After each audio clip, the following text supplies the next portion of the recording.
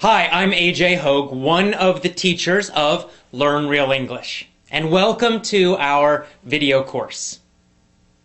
Now, let's get started with rule number one, or secret number one. And rule number one is to always learn English phrases. And to never study just individual words. So, in this course, we're going to teach you a totally new way to learn English, a totally new way to study English so that you can speak English quickly, easily, automatically, powerfully, confidently. So, what's the old way of learning English? You know it because you learned it in school, you've been using it for years and years and years. You sit in a classroom, you've got a textbook, you memorize lists of vocabulary words, you study lots and lots and lots of grammar rules. You do lots of reading and little fake conversation drills and activities. And this is the traditional old way of learning English, but we have a totally new and different way of learning it. And we're going to teach you each part of that, one part every day for a full 7 days. So let's start with part one, secret one, rule number one. Learn phrases, not individual words. Now, of course, a phrase is a group of words. It's a group of words that naturally go together.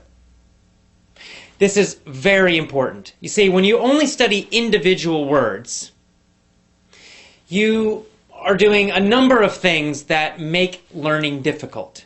Number one, when you study just an individual word, like a vocabulary, something in a vocabulary list, or even in your notebook, you write one single word and then you write the meaning or the translation. Here's the problem. That word has no connections to anything else. Therefore, it's difficult for your brain to remember it. That's why you have to keep repeating again and again. You look at that list and you try to memorize it. And then the next day you forget, and then you go back and you try to memorize it again, and again, and again, and again, and again, and maybe after a very long time you might remember it. But most likely you're going to forget it, especially long term. And yet that's the way most students are learning English and studying vocabulary. Here's another problem with just learning single words. When you study just single words, you're not learning any grammar. But when you study phrases, you are actually learning grammar. It's a kind of an effortless, easy way to learn grammar. You don't need to think about rules. You don't need to think about anything, and yet you will be learning correct grammar when you study groups of words instead of phrases. Let me give you an example of this. Let's just, take any phrase like, or a simple sentence. He was a bad dog. He was a bad dog. Now, let's imagine that you're a new English student and, the word bad is new for you. Of course, I know you know it, but let's just imagine you go way back to the very beginning, your first year of learning English, and bad is a new word. Now, the normal way of studying that, you would write it down, bad, it would be in a little, a list, and then you would study, bad means not good, bad means not good. You'd probably translate it to your own language. And then after lots and lots and lots of time, maybe you would remember it. Well, using our system, you do something very different. You would write down that whole phrase. He was a bad dog. It's actually a full sentence. Or you could just write down, was a bad dog, or he was a bad dog, whatever. And then every single time you study or review, you would always study the full, complete phrase. You would never just study that word bad, you would study the whole thing. Now by doing that, you're getting free grammar. How do you know? Well, because first of all, you're getting that verb, was, right? Was. And that's just going to stick in your brain. He was, he was, he was. You're also learning articles. You don't need to remember what that means. You don't have to even worry about it. And yet you know that it's correct to say, in this situation, a bad dog. He was a bad dog. Some people say a. He was a bad dog. Both pronunciations are correct. So he was a bad dog. He was a bad dog. A lot of students have problems. When do I use or a? When do I not? When do I use the? And you're trying to memorize all these super complicated rules and situations for it. Forget that. It's too complicated. You'll never remember it. Just study phrases, and you'll start to feel when to use it, when it's correct, when it sounds correct, and when it sounds strange, when it's not correct to use those things. And of course, this is true for all grammar, all phrases, all vocabulary. By studying a full phrase, or even a full sentence, always, always, always, you're going to get lots of grammar. You're going to learn which vocabulary words go together naturally, and you're going to know when to use them in which situations. Because sometimes, for example, there might be a situation where there are many words that mean the same thing, and yet we typically use one of them.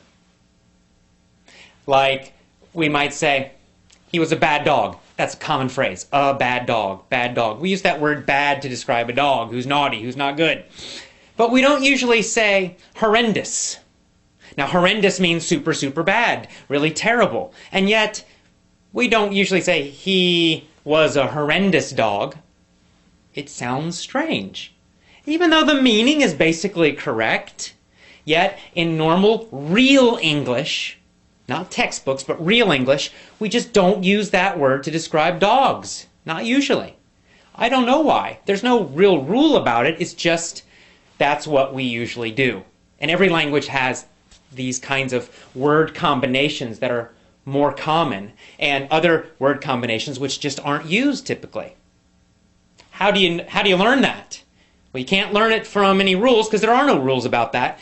You have to learn it by studying phrases always. Always, always, always study phrases, review phrases. Whenever you learn a new word, don't just write down that individual word. Write down the full phrase, or even better, the full sentence that it's in.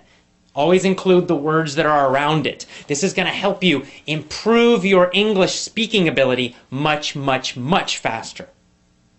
Even better, when you write down the phrase, also write down where the phrase came from to remind yourself of the whole situation.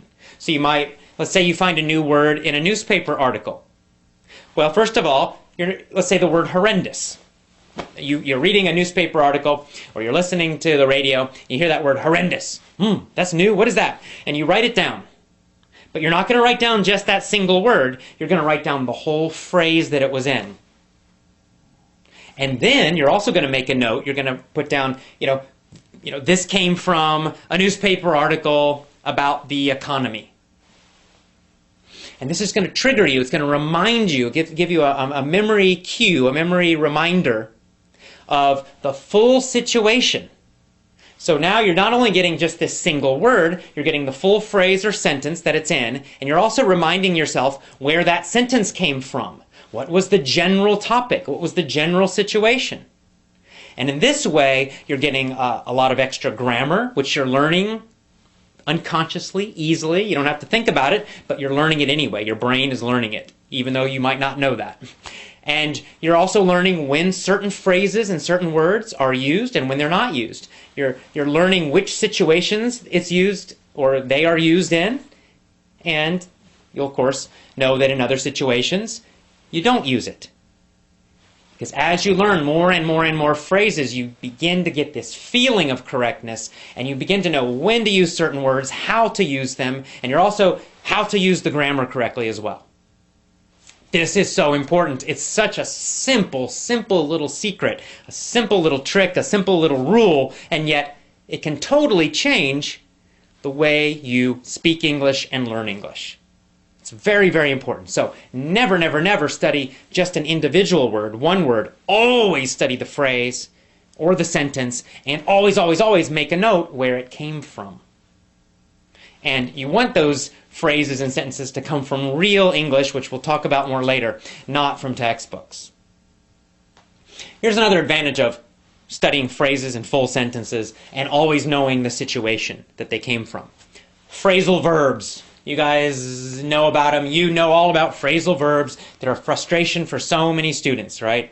To be knocked out or knocked up have totally different meanings, right? Knocked out is a phrasal verb. It's a two-word verb. It's a verb phrase. And to be knocked out means to, like, it's like in boxing or sports. You get hit and you go, it's like you're asleep, right? Boom, knocked out on the floor. To be knocked up means to become pregnant.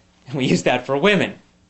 Now, there's no way if you just look at the individual words to know the meaning, right? Knocked out, knocked up. It's not logical. You just have to learn each one individually. But if you just try to study lists and lists and lists of phrasal verbs, you're going to become very confused. You'll start confusing one with the other. You're going to forget, and it's horrible, and you don't want to do that. It's not effective. It doesn't work. But if you learn those phrasal verbs from real situations, real sentences, real articles, real audios, real speech, and then you always study them in the whole sentence, so then you know the situation, right? If you get the whole sentence, the fighter knocked out the other fighter. And you're always studying that full phrase or sentence. The fighter knocked out the other fighter.